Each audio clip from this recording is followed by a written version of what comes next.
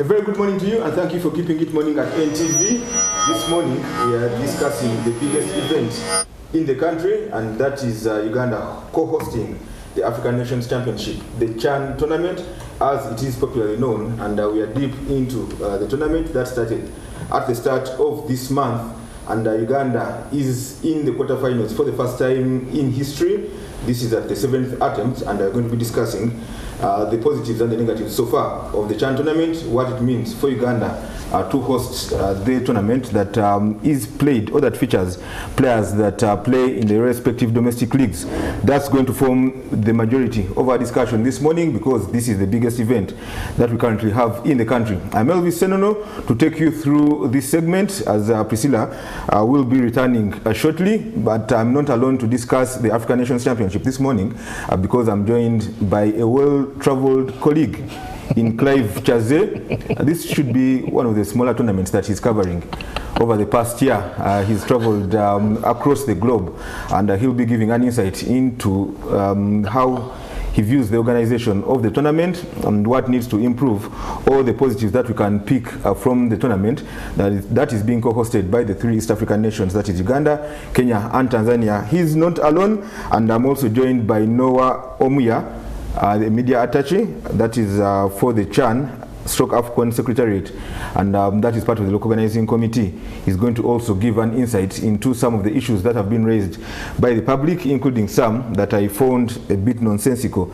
If you ask me, I'll use strong language because it doesn't make much sense to me for someone to come and say that some members of the public will not be allowed to get into the stadium because of what has been termed as sensational messages on the back of their clothing. But we'll have that discussion as for the next 30 to 40 minutes. But I'll start with Clive, Kyazze, the CHAN tournament that Uganda is co-hosting. The first time it is happening, we are using it as a tune-up as well for the African Nations Cup, or the Africa Cup of Nations that is coming up in 2027. So far, how would you sum up the African Nations Championship on Uganda's side? First of all, good morning, Elvis, and happy to be here. On Uganda's side, first of all, as organizers, but also as participants, you want to believe that so far everything is going according to plan.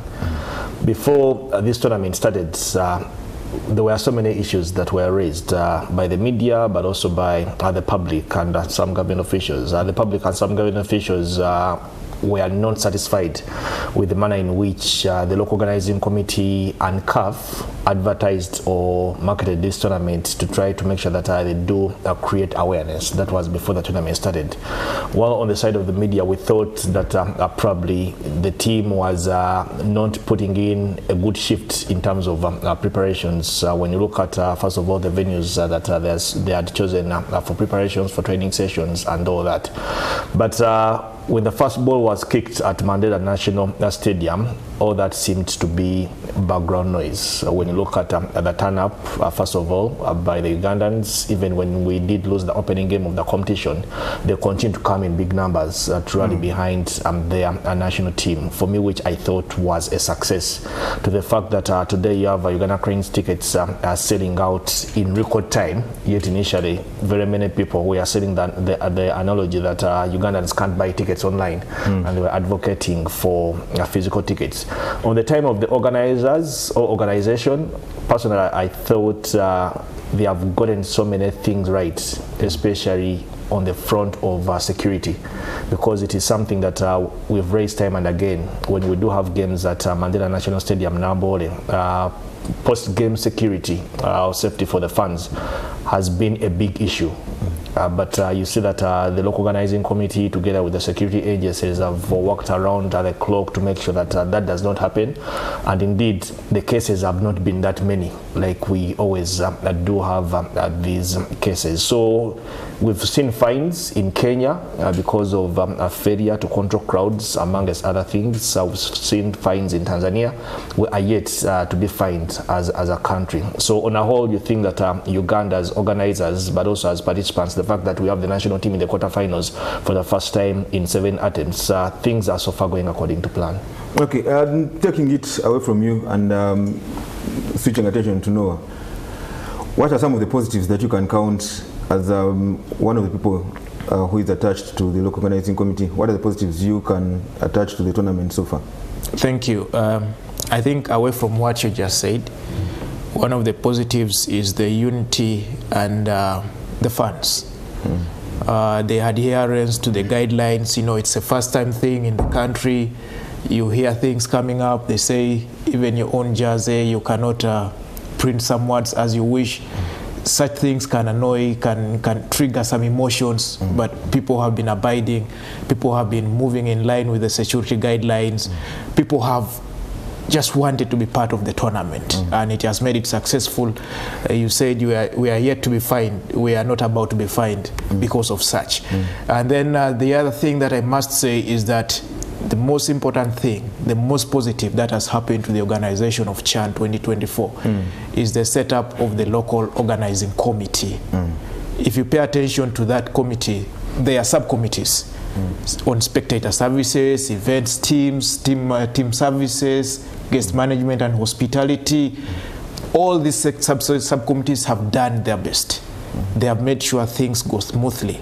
And I think that's the best thing that has happened to CHAN. Although I have issues with that latest communication that the local organizing committee issued, and that came from one of the committee members of the local organizing committee, Diana Nabuso, where she says sensational messages on the shirts of the fans will be stopped, or fans will not be allowed to get into the stadium.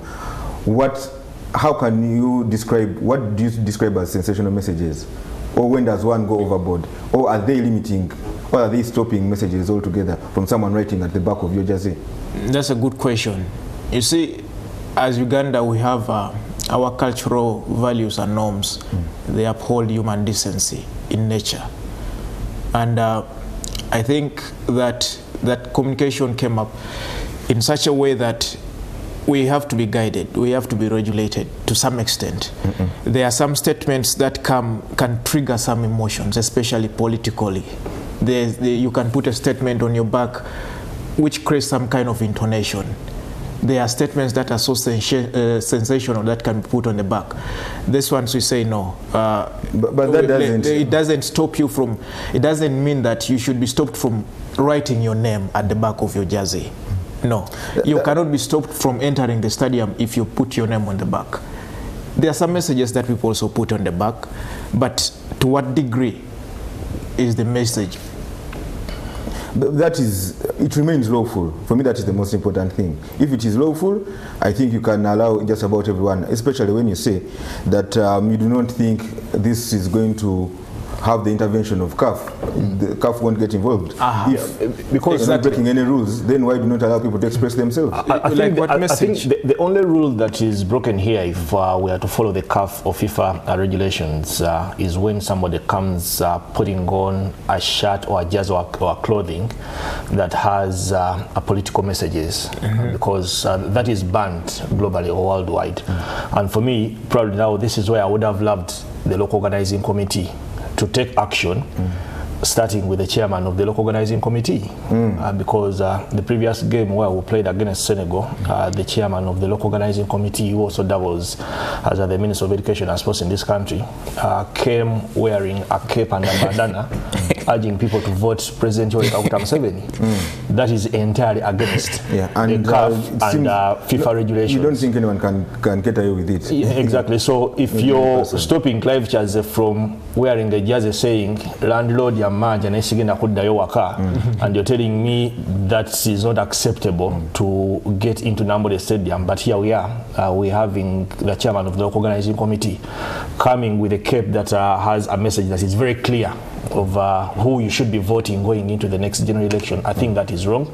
Maybe for me, I feel that is where they should be starting on regulating what people should be wearing coming for the games. I also personally think that is a bit overboard. I think we have bigger issues to tackle at this tournament, most especially how, for example, I would have loved to hear a more detailed explanation that was yesterday from that press briefing about how fans were supposed to access the tickets. We all know it's the online system that is being used, but when you checked out the website, that is chan.ticket.ug, where you had to get access to the tickets.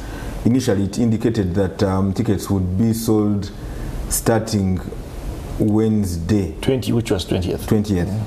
That was the initial communication. Then that communication changed on the same website, which is not a problem, but it wasn't publicized as much.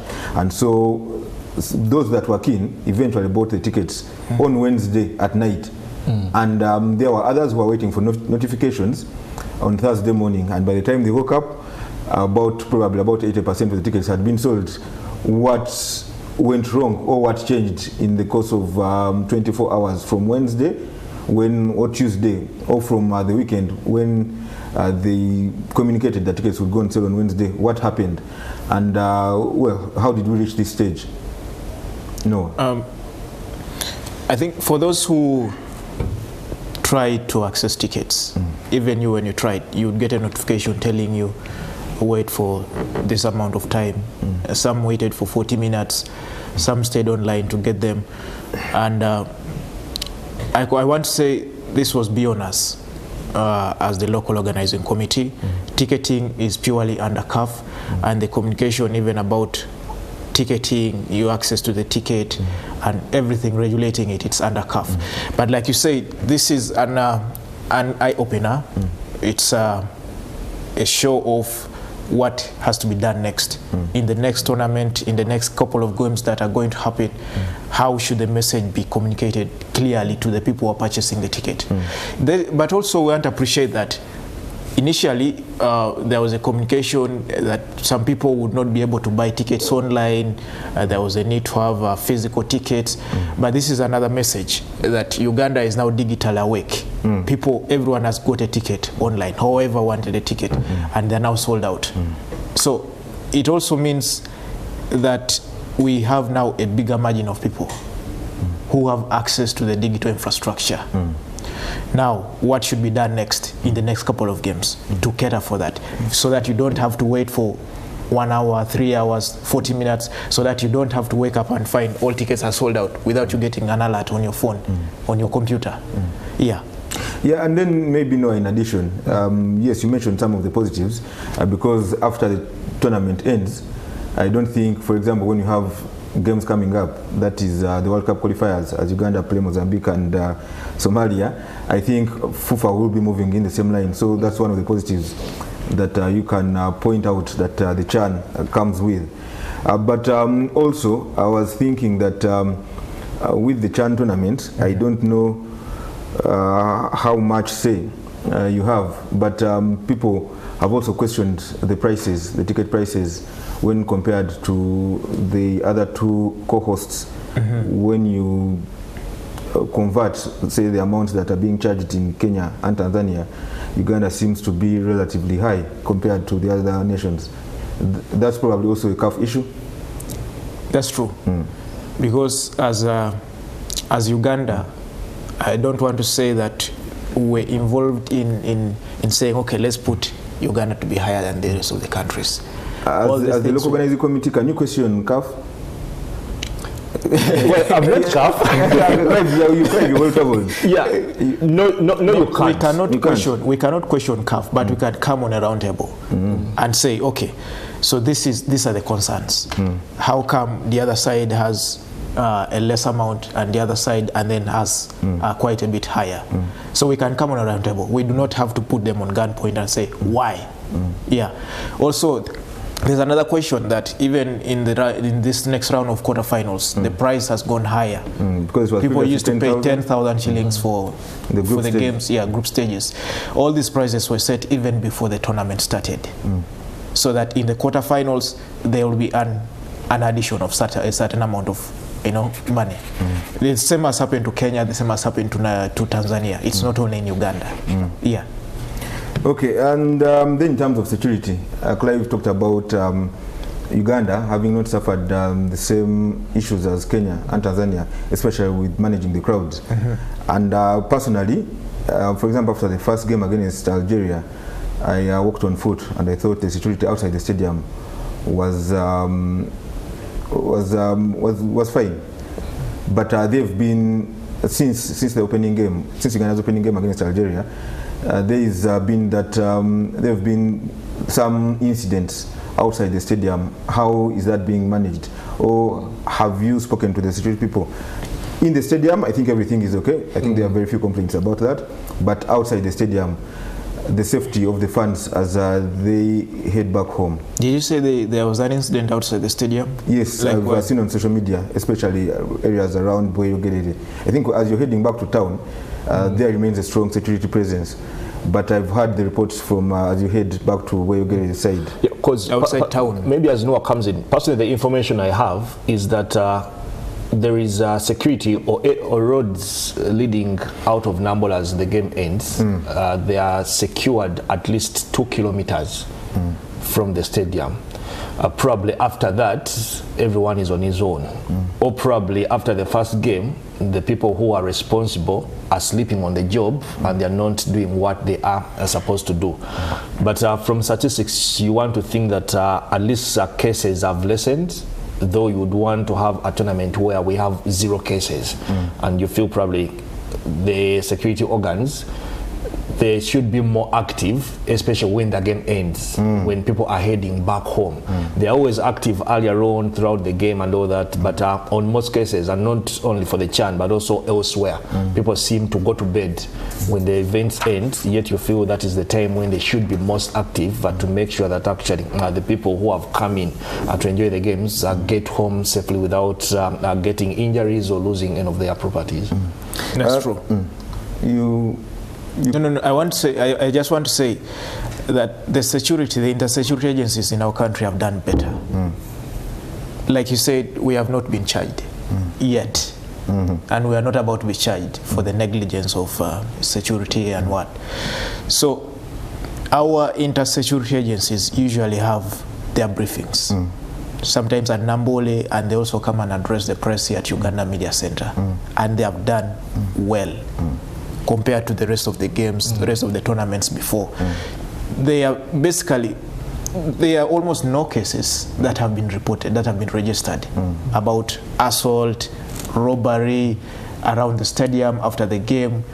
And maybe what you've heard, it has not come to book yet. Yesterday, there was a statement the other day on yesterday was Thursday. On Wednesday, police again gave out a statement. There were some rumors, speculations going on TikTok about some cases around Nambole, around the stadium, but it was false upon investigation. But in case of anything, I think our security is on alert, top notch. Then Noah, the public would probably want to know what the impact CHAN might have on the public in general.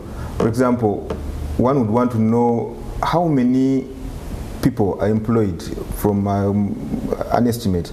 How many people are employed at this CHAN tournament? What's the number? And are the majority of people working at this tournament Ugandans? Yeah, sure.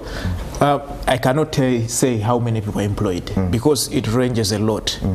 From the in-stadium, outside stadium, we have volunteers who have been employed for at least for 1 month. We have people who have been not directly employed, people who have transport services hired, people who have their tourism sites visited, tour guides are there, we have hotels. There's quite a range.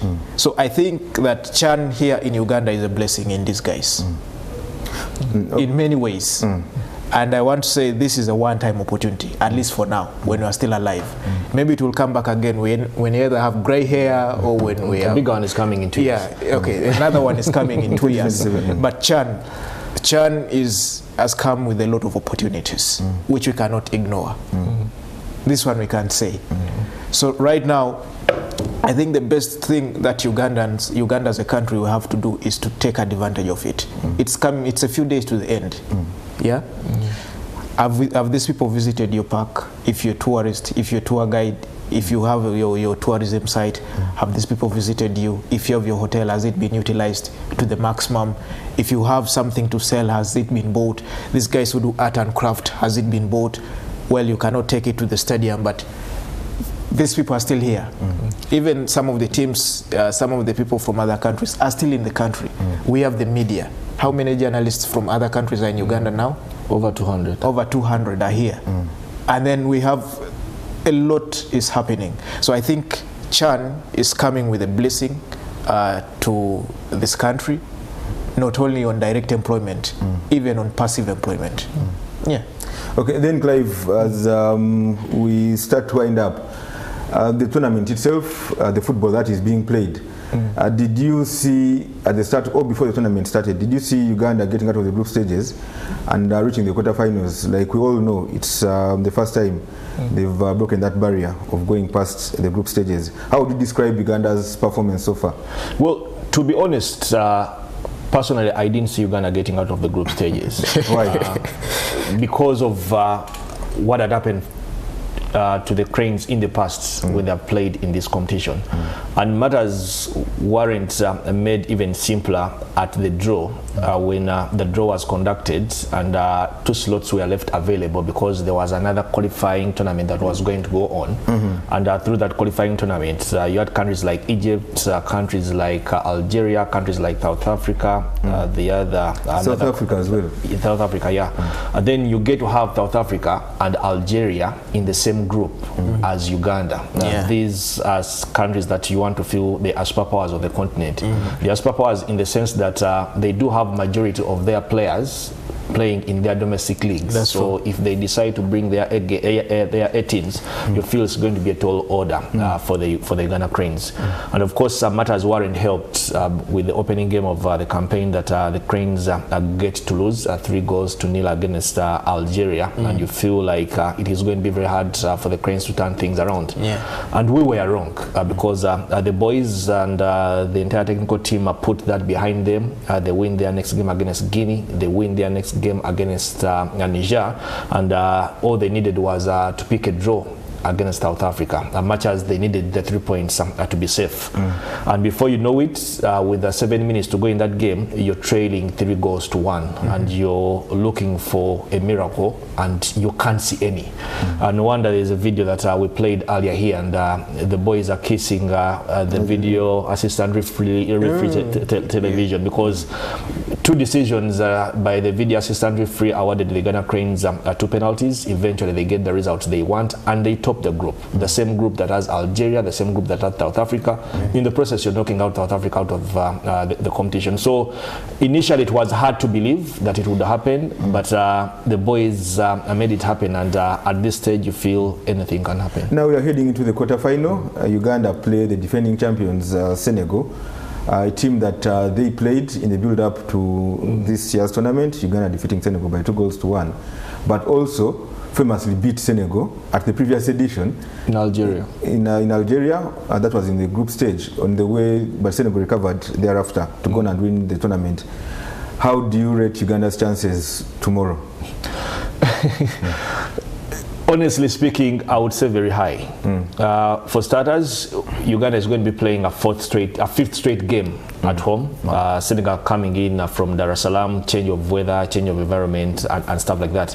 And you feel that the Cranes have been feeding off the support of the fans, and you think that is going to continue. Now, yes, you're playing against the defending champions, but personally I believe going into that fixture, it is advantage Uganda. Yes, you don't have Hilary Mukondane, who has been a pillar for in that defense in the last 3 games. The return of Joe Serunjoje from suspension, you feel, will boost the Ghana Cranes, but also the fact that it is a knockout game. Anything can happen, but I feel for me the Ghana Cranes will just do enough to get themselves into a semi-final, which semi-final, if they advance, is also going to be played at the Mandela National Stadium. So the chances of the Cranes getting themselves into a final, I would say they are very high, depending on how they negotiate Senegal and who they play in the semi-finals, either Tanzania or Morocco. Yeah, so it's going to be, like Clive said, a tricky one. I remember Uganda topping the group. That was Group C, while Senegal finished second. That was in Group D. Although they were level on points with Sudan, both teams finishing on 5 points. But Sudan edging that one, and so Uganda will be playing Senegal, the team that finished second. That is in Group D. And there is going to be selection headache, like Clive hinted, because first of Hilary Mukondane missing out because of suspension, having received a second booking of the tournament. That was against South Africa. But also because Joel Serunjoji, like Clive said, returns for this game, having missed the quarter-final game against South Africa. But there is also the small issue of Patrick Jonah-Kakande, who impressed, especially in that first half with his performance. As we transition to Rashul Adidi, Clive, if you are the coach, the few issues that I've mentioned, you mentioned Mukondane missing, then Joel Serunjoji probably returns to the team. And then you had Kakande's performance that included an assist in the first goal that they scored against South Africa. How do you see this team fielded tomorrow? For starters, I think the suspension of Victor Mukondane means that Arnold Lodong comes back into the team element, especially defensively. He started the first game against Algeria with that right. You feel he'll come in for cover. Probably the selection headache is with Serunjoji, because the 3 games he played, he was a standout player for the Ghana Cranes. Definitely you would want him to return, because it gives you that a composure, dictates the game for you. Now probably it becomes between Patrick Jonah-Kakande and Regan Impande, who continues to start for the Ghana Cranes. Remember, Regan Impande came in to replace Patrick Jonah-Kakande after the first game against Algeria. So you feel that probably Kakande might go back to the bench. Regan continues, or the coaches might just decide probably to continue with Kakande and give Regan a breather. Okay, and I'll ask you to make some predictions, starting with you, Noah. How do you think tomorrow's game ends? Just like Clive has said, we are in high spirits, and I was with the team that received the Senegal team at Entebbe International Airport the other night. I looked at them. They have also not come to go back just like that. They have also come to win, and we are ready to win as well. I think we are going to win. Do I have to make a prediction? Yes. I want to see the patriotic side. The patriotic side. I wish and I pray that Uganda scores against Senegal with 2-0 with the squad realignment that you've just said, and I believe we'll do so. And also, as I conclude, I want to say that those people who have missed ticket and are not able to go and watch at Nambole, we also have fun packs happening across the country, and tomorrow within Kampala there are fun packs happening at the old Taxi Park. Okay. Yes, and then there'll be one at Boyogerere, where it usually happens at Kings Park Arena. So kindly go there. Chadondo? Chadondo not yet earmarked because we had at Chadondo in the previous game. So kindly go there, have fun, enjoy Uganda, wish Uganda all the best, pray for Uganda. I will not say again that let's come all in big amounts to fill the stadium, because all tickets have been bought. It's already sold out. Yeah, so also there are those, in case you're planning, because there are crooks also who are not sleeping, in case you're planning to duplicate the ticket and make people suffer tomorrow, kindly don't do so, because there is going to be a tracking system and it will come back to you who is making this ticket, who is making people suffer, because in the previous game we also got more tickets that were duplicated and people were chased away from the stadium, from the entry. Okay, like I told you, this morning is all about the African Nations Championship, or the CHAN tournament, that is being co-hosted by Uganda, Kenya and Tanzania, and tomorrow we'll have the quarterfinal involving Uganda. They'll be playing, that is the reigning champions Senegal, that is at the Mandela National Stadium. The game is at 5 p.m, not the 7 p.m. or 8 p.m. that you've been used to, so make your way to the Mandela National Stadium earlier. I've been with Clive Kyazze as well as Noah Omuya for this segment. I'm Elvis Senono, but because the CHAN is still happening, the discussion around the tournament continues, and I'm joined by Rashul Adidi, who takes us through the last segment on Morning and NTV this morning. Good morning, Rashul.